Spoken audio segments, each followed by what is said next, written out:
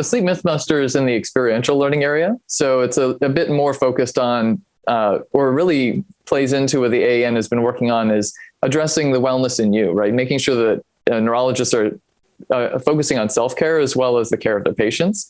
And, if you learn about sleep in your own life, you obviously can learn about the applications of sleep to other people's lives. That's actually what brought me to sleep in the first place, is I was trying to figure out, how do I sleep well in residency? And then I realized, wow, there's so much we can do in sleep in the field in general. And so that's really what drove me to that area. And so the Sleep Mythbuster is attempting to dispel a lot of misconceptions around sleep that you'll hear coming into your clinic, but also that a lot of us potentially believe in ourselves, right? A great example is, I need coffee to wake up in the morning. The irony of that is that coffee shouldn't work in the morning on its main mechanism of reducing sleepiness, because it counters adenosine activity in the brain.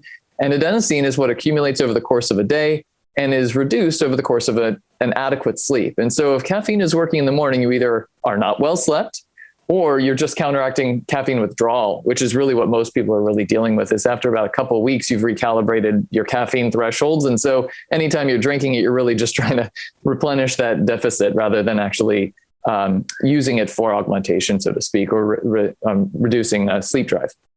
And there are a lot of other misconceptions, things like, I should sleep in on the weekends. While that's really important, people need to get the sleep that they need.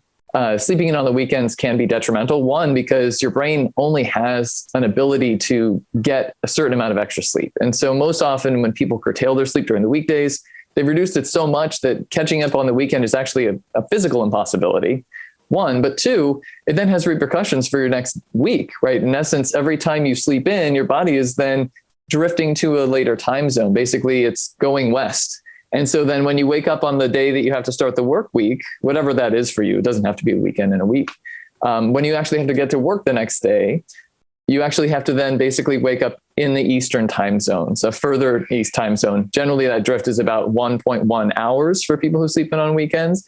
And so ultimately that can result in you waking up in a different time zone and feeling bad. And that feeling bad phenomenon is called social jet lag. It's essentially the same thing that happens when we actually travel by actual time zones, but it happens when you stay in place. We also experience this when it comes to daylight saving time. Daylight saving time is that arbitrary transition that we're making that a lot of people are trying to, abort, so that we don't actually do this any longer and stay on a consistent time year round, because that arbitrary time zone shift that happens just overnight when our bodies aren't planning on it results in undesirable health outcomes. A couple of years ago in Vancouver, they reported on increased risk of stroke. There have been numerous studies talking about heart attacks being increased following the daylight saving time transition that we all just went through in March.